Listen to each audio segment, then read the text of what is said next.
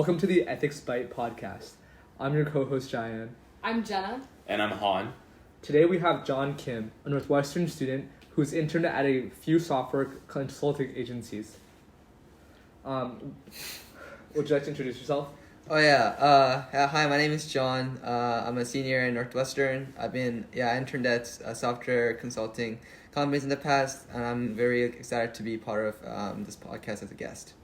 For today's episode, we're primarily having a ethical discussion focusing around 3 of our course readings. The first is Winners Through Artifacts of Politics. The second is Sociology Live's Cultural Capital video. And then the third is Morozov's Against Solutionism article. So to start off the podcast, John, in your view, what do you think technology is? And what do you think that this definition implicates in the way you engage with technology around you? Technology, I think it allows us to, it's beyond possibilities. It allows us to actually achieve those possibilities that we have in life. Possibilities, whether that's natural or possibilities that are artificial. Technology just bridges any sorts of possibilities that we have around us to actually tangibly achieve it. In that way, technology is very precious because in its pursuit for possibility, it opens up new possibilities that other people or other factors could take advantage of and look for a solution. That's a super insightful answer, John. And I think that reflecting on our winner reading, he describes technology, kind of building on your explanation, as something that prescribes order in the world. And as a consequence of that, technology inherently reflects certain societal standards, societal concepts, as well as politics. So we're curious if you've noticed any ways that the technology that you've used in your daily life as an intern, as a student, reflects certain attitudes in society. I think the different technologies that an individual has access to probably reflects one's social position or one's what one does. Even without knowing much about the person, if you just hear about what technologies this person engaged in their daily life, you could kind of figure out which position, which positions in society they have. For example, the newer Apple Vision Pro, it's not too accessible to everyone, and people who have access to this, we can probably see what work or what position in society they have. Whereas maybe someone who engages every day with agricultural technology, that we can easily infer from that a lot about this person. So in that case, for me, during my internship, a lot of the technology I engaged in was computers or other software tools such as VS Code or other technologies. So that probably infers my social standing as a software engineer. And I'm sure even within software engineering, there are there are companies who probably have access to newer technologies or who stick to older technologies, and that probably shows the company's values or the capacities that they have. That's really interesting. But so at the company that you worked at, were any of the clients or customers that you interfaced with people who maybe had different amounts of privilege in the technology that they had access to, or would you say that it was pretty similar to your own company? For example, a lot of the companies that used our tool were massive, were companies who had to deal with massive amount of data, such as Verizon, AT&T, or airline companies. So for those companies, they have the resources to use our technology, so that probably shows that they've been around for a long time. For us, because I think the tools that our company's been around for a long time, so a lot of the technologies that we use are self-developed technologies. So that could show one way that the company is independent, or another way it could be seen as the company is a bit stubborn and resistant to change, like a monolith. So I think the lack of technologies outside our own company probably reflect the longevity that the company has been a part of, and also the lack of change, but also the robustness of it in itself. I see.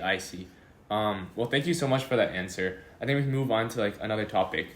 But speaking more on your experience interning at these software consulting companies, outside of maybe just that privilege aspect, do you think that there have been any clearly defined societal or political implications of the projects that you worked on?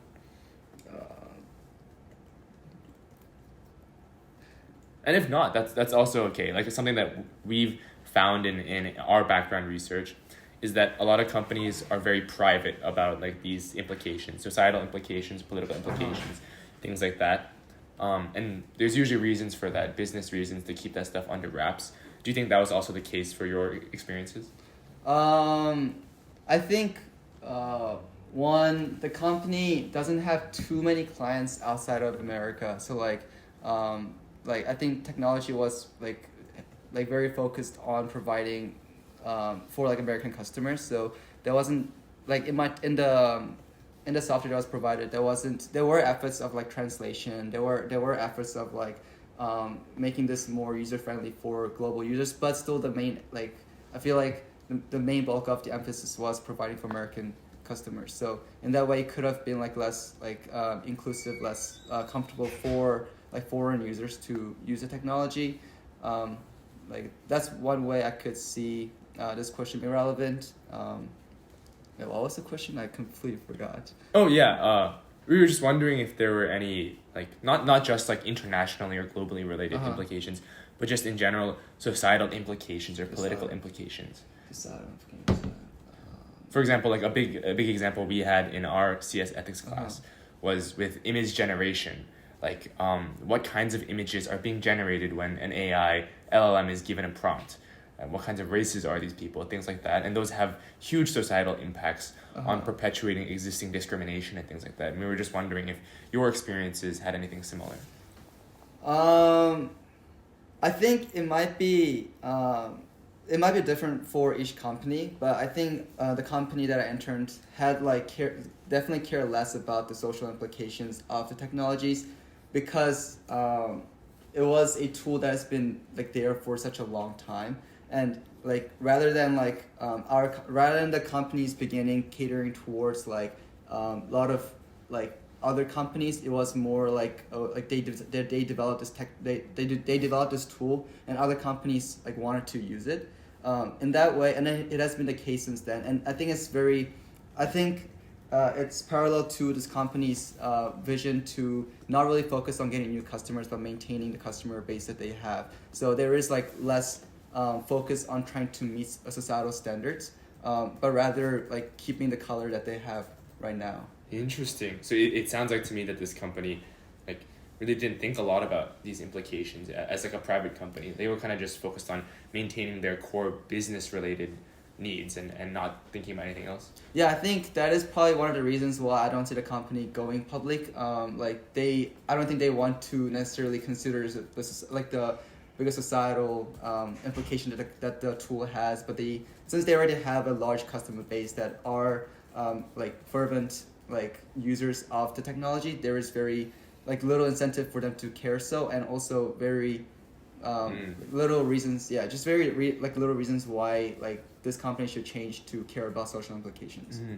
That feels like a really good piece of advice for any current student who's looking for a job and considering whether to work at a public company or a private company, and if it is a private company, what kinds of values that actual organization has. Because as you mentioned, if they're not public, they can kind of do whatever they want, and what the company wants may really be in tension with an individual engineer's values, right?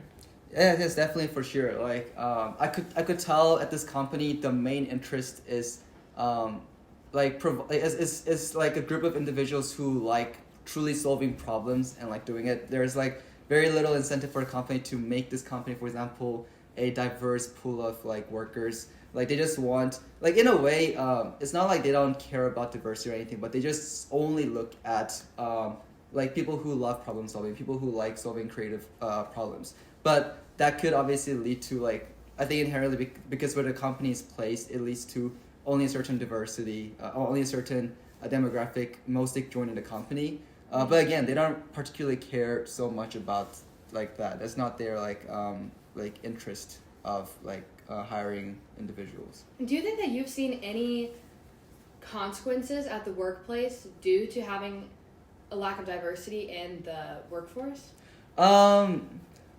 I think it's a very interesting question because personally, when it comes to work productivity, I haven't experienced, like as an Asian American, I haven't experienced like it impacting my like working abilities. But I could see that the company is a little naive about how to go about with diversity. For example, I think my entire team like happened to be all like Asian American, like mostly, and my buddies were like intentionally designated to be an Asian American individual when the company is like very not Asian American. Wow. So there was like That's a really small interesting. bubble that was forming there. But like as someone who come from like Northwestern, who understand like how we should approach like diversity, like I could tell like the company was a little naive about it. But I mean like I could see that they were trying to make me feel comfortable by having me around like other Right. Asian American individuals, which like depends on your personal background. But for me, it wasn't like necessarily a harmful effect, or it didn't make me feel like too tokenized. But I could also see someone who like, for example, have lived in America longer, they don't like their identity goes beyond the Asian American identity, and we could intentionally see them like grouping them together. I could imagine for them like it could be very like uncomfortable, but at least for me that wasn't the case. Yeah, that's very insightful. You know, one of the consequences of lack of diversity in the workplace that we talked about in our course, and several of our readings brought this up as well, is that we really need to try to make sure that we're having people of all different backgrounds in the decision-making processes about technologies to ensure that there aren't any impacts on marginalized communities that are going unseen. So with that said, I'm going to kind of segue us into the next question. You mentioned earlier that most of the clients of your company are in the United States. And so a lot of times when we look upstream or downstream at the transportation of resources or the mining of resources, all of these different processes, a lot of times this is all happening. It's being outsourced into other countries, like we're talking the Congo, Bolivia, and so with a company that has mainly clients within the United States, who is probably benefiting from work being done in other countries, I'm curious how you've seen other people at your company playing a role, if you were playing one, in promoting or mitigating the downstream impacts of the technologies that you worked on. That's an interesting question. I think working in the company, you don't necessarily feel like you're contributing to like the exploitation of like this company, because like they serve they kind of serve as like the data hub. They like all these companies use the tool for using data, and like it's not necessarily like our company looks through our data. We just provide the tools for these mega companies to like work around with their data. So I think I think there is a disconnect between what the workers like really maybe see what's going on, like versus like what we actually just doing our day-to-day like work at the workplace. So I'm sure like maybe like who knows, maybe one of the clients that we serve, since they are like huge like corporations, they might be actually exploiting companies from like exploiting other smaller companies from like minority nations. But at least because of the very nature of the tool, like we don't particularly see like, I don't think the workers are aware that it could, I mean, I'm not sure if it does or not, but it's not an interest that the workers seem to really have. Right, very out of sight, out of mind. Yeah, very out of sight, out of mind. Definitely. Thanks for your response. I think you mentioned a really interesting point about diversity a few minutes ago, and I wanted to like ask a follow-up question. But you mentioned that at your company, like it's a mostly white company. Yes. But they grouped all the Asian Americans into one group, and I think it must have been difficult in some aspects in like influencing like company decisions or team decisions or making your own voice heard when you are such a small minority in a company that's very different from you. And this is like a problem that many different groups face in the tech workforce. Think like women in the tech workforce are a huge minority even still, although that's getting better. And there are tons of underrepresented minorities. So how do you, as an underrepresented minority within your own company, like do you have any strategies that you could recommend to people entering the workforce on how to navigate that kind of situation? So I think though that although the team was mostly like Asian American, like East Asian, Southeast Asian, it was a mix of like Asian American, but the team's head, like he himself was also Asian American, but he played a significant role in the company's like decision making. He's been there for a long time, so I think for that reason, our company didn't necessarily feel like we didn't have like much say. At the same time, I don't know if this is I don't know if this relates to other companies or not, but like as an intern, I didn't necessarily like witness or like was part of like large company decisions. And like in fact, because our team was all Asian American, led by an Asian American mentor, I didn't particularly see my voice not being heard because he himself was an Asian American. Mm-hmm. At the same time, I think the company does very well to raise diversity issue like outside of race. For example, the CEO like herself is a woman. It is mostly dominated by male sector, but I think in the company there's a good amount of respect towards like both women and men workers. It's just that I think this company is like transitioning into a younger company, so they are having more like minority races join the company. So I think they're in like the figuring out process of how to just how to be inclusive to everyone, which I appreciate. I think that's a really interesting aspect, and I think touching on things that I think that you're uniquely qualified to speak on based off of your experience. I feel like the software consultancy dynamic is interesting because you're often providing solutions for companies that need them. However, I think it segues into Morozov's reading called Against Solutionism, where he critiques the notion that technology can solve all the problems, partially because like that belief reduces really complex societal problems into things that are discrete and things that you believe can just be solved with technological determinism.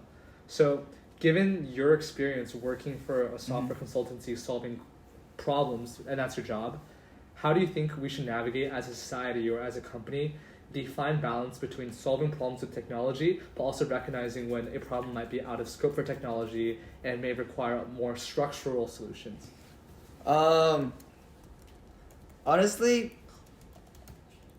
like I think it is okay like if there is, for example, a company that doesn't care too much about societal impact because the work they do isn't like in the like isn't really doesn't really make like too much difference in like in the societal implication. Like we do serve customers who may have like societal impact, but I think the tool that we use also benefits like organizations that are actually beneficial to the society.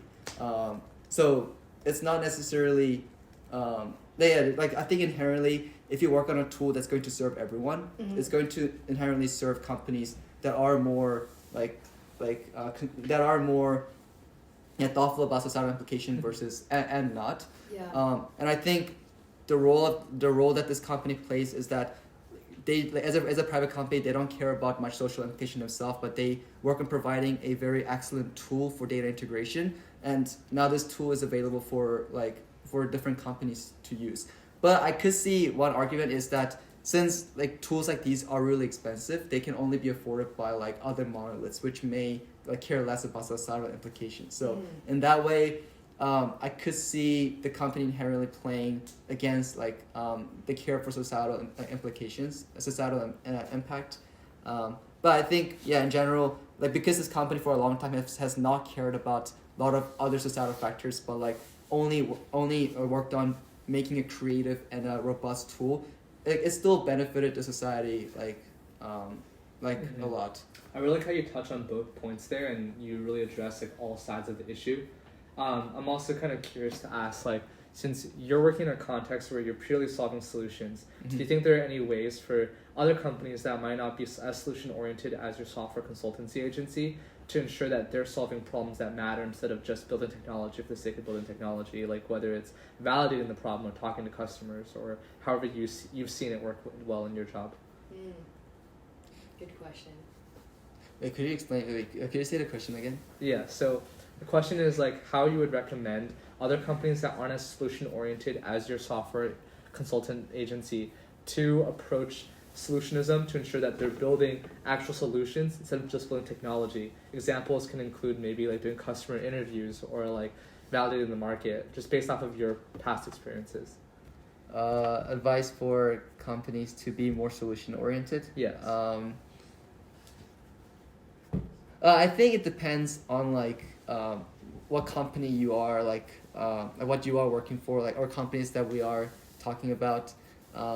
But I think like for example, if you are like potentially like interested in startup and making a start like initiating a startup for a tool, like if you truly believe that your tool is a necessary tool for everyone in society, like an important one, regardless of regardless of people who's going to use it, is necessarily societally impact oriented or not. Like in that case, I think being a private company like would be helpful in that you don't necessarily you're like yourself, you and your technology itself doesn't have to care too much about the ethics, but like, and I'm not saying you're gonna like I'm not talking about you gotta create an unethical tool, but if it's truly to solve a hard problem, then staying like out of the criticism of the public and working as a private company could be helpful in you like in the progress in a quick progress of your company. Like seems like it's definitely a difficult challenge to balance productivity and ensuring that we're following ethical practices in companies. And I think that from my own experience as an intern, that's definitely something that was prevalent that I noticed even for my short 3 months in my company was, it's the out of sight, like I said earlier, the out of sight, out of mind kind of aspect of ethics here. You know, we don't really see the effects going on up and downstream. We just see what we're working on, what we're given to us. We're trying to be productive. We're trying to make stuff happen. So yeah, it's definitely hard to find that balance. Yeah, for sure. Well, thank you so much for all of the answers that you've given us. We wanted to give you the opportunity though to like end us off with any words of wisdom you have for the graduating class of 2024, specifically related to ethics and technology. Like a big complaint or a big worry that we've heard from a lot of our listeners and people that we've talked to is that there's this tension as you go in as a junior software engineer or a junior PM, like you don't have a lot of power, and a lot of the times you can do certain things to appeal to getting a promotion or appeal to leadership that like may help you get a promotion but may go against your own personal values. And we were wondering if you had any final words of advice to help these people out.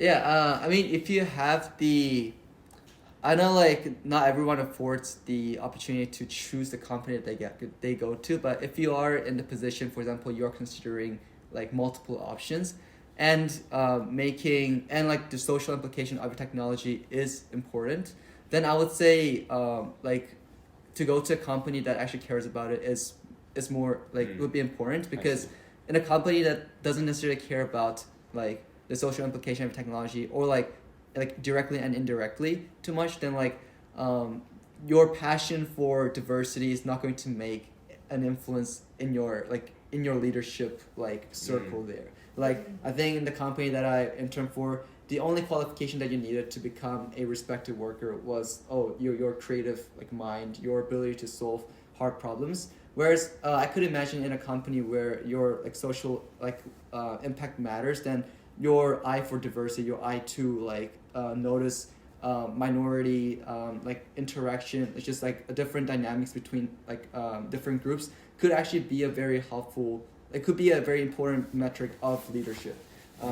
So I think it truly matters. Like I'm not saying one is better or the other, although like personally I believe like a company that cares about social implication is better. Like that might not always like that it doesn't have to be the case for everyone. So yeah, I think it's truly up to how important it is for you to just be in a company that solves creative problem, which I think has huge merit, or like a company that cares about the social implication. Wow, those are some very, very wise words. Well, Very insightful. yeah, very, very insightful. Thank you so much, John, for your time today. Yeah, thank you so much, John. Thank you for joining us on It has been a the pleasure. Ethics Bite podcast. Thanks, John.